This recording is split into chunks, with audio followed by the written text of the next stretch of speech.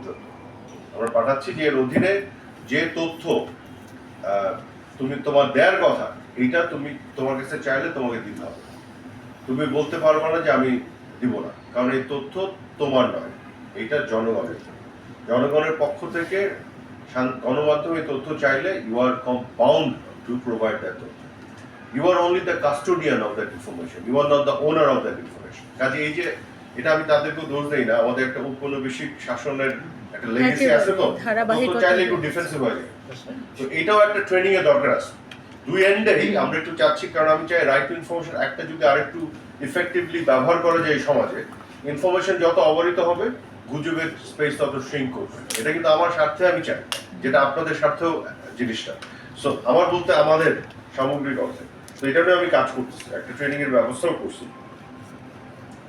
আর একটা আর কি আছে এখানে ঢাকার ব্যাপার